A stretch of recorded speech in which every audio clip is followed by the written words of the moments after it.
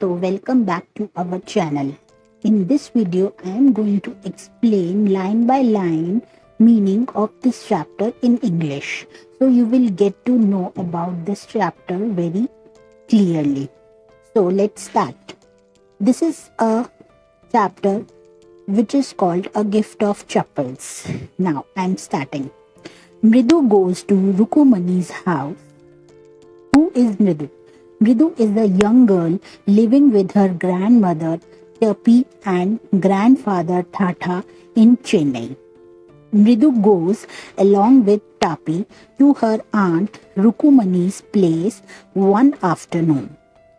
There she meets her cousins Lalli, Ravi and Meena. Everyone at Rukumani's house was glad to see Mridu. There was a thick bitter berry bush in their backyard. Ravi took her beside that. There was small little kitten inside a torn football. The small creature was busy drinking milk that was kept inside a half shell of a coconut. Now, Meena informed Mridu that they have found the kitten outside their house in the morning of that day. But they must keep it as a secret, otherwise the grandmother will leave their house immediately. Ravi was upset that they were being taught to be kind towards animals, but when he was trying to do so, elders were screaming at them, calling the kitten a dirty creature. His grandmother was suspicious while he was taking out milk for the kitten from kitchen. He had to drink more than half of the milk to make her believe that it was for him. He also told Mridu that they have named the kitten as Mahendran. Mridu loved the name because it sounded real, unlike those cute ones you keep for the kittens. Ravi further added that its complete name was Mahendra Verma Pallava Punai and MP Punai in short. He informed her he could make it from its fur that it was a fine breed cat, a close relative of lion family like the one that Pallava kings used in their emblems. To this Mridu giggled, which instigated Ravi to prove his knowledge about the history further. On his school trip to Mahabalipuram, he had seen statue of a lion and he firmly believes that it was the ancestor of that kitten. He proudly announced that his small kitten is the descendant of Mahabalipuram Rishi cat. He reminded Mridu of cats being worshipped in ancient Egypt. He believed it to be a descendant of a cat goddess's Bastet. Now the creech noise. Ravi was busy in making all proud announcements about his kitten when a weird sound creech came from the window. Mridu was shocked while Mahendran was frightened. Mahendran jumped with fear on a tray or red chilies kept under the sun for drying. With the creaking noise continuing on the background, Mridu inquired what it was. Ravi informed her that it was Lalli learning to play the violin. Mridu peeped from the window and she found Lalli was holding the violin in an awkward position, sitting a bit away from her music teacher who had his back towards the window. The teacher was bald with a fringe of oiled black hair falling around his ears. There was gold chain in the neck and a ring on his hand. He had a big toe with which he was thumping the ground. He was playing the notes perfectly on the violin while Lalli was struggling hard. His tracks were filled with melody while Lalli continued missing the not CS. Now, Children were having fun peeping from the window when Rukumani called Ravi to send the beggar away. She was fed up with the beggar coming to their place for a week now and wanted him to find another house. The beggar had made himself comfortable at the garden. He was leaning against the neem tree with his upper cloth spread under it.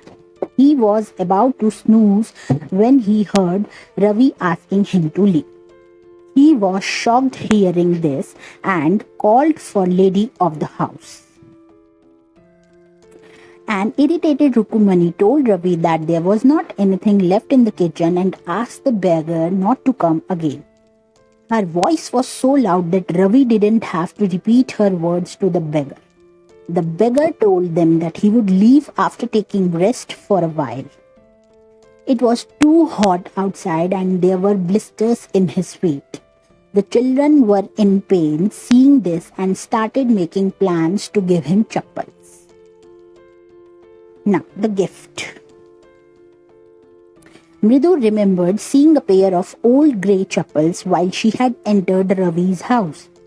He asked Ravi whom they belonged to. Ravi took the chappals and gave it to the beggar and asked him not to come again. The beggar went away wearing the chappals and blessing the children. It was the time for the music teacher to leave. He was looking for his chappals. He called Lalli and they looked everywhere but didn't find them. Lalli informed Rukumani about it. Rukumani questioned the children if they had seen anyone picking up the chappals. So,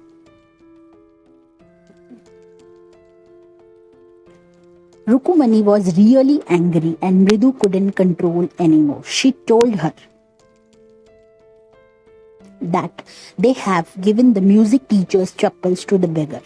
Rukumani went inside and brought Gopu Mama's new chappals and gave them to the music teacher. The teacher was happy getting the new chappals, but still pretended as though it was tough for him to accept them. Rukumani, the loving mother, the teacher called Ravi a monkey, an incarnation of Lord Hanuman, which seemed clear the Rukumani didn't like. She wanted the teacher to leave immediately. Now, after he left, she called the children home and offered them some snacks. She thanked God that go to office in chappals, but needed them after coming home immediately. She wondered what she will tell him, giving a hint that she will take the blame on herself. So, I am going to summarize this story in a very easy manner. You just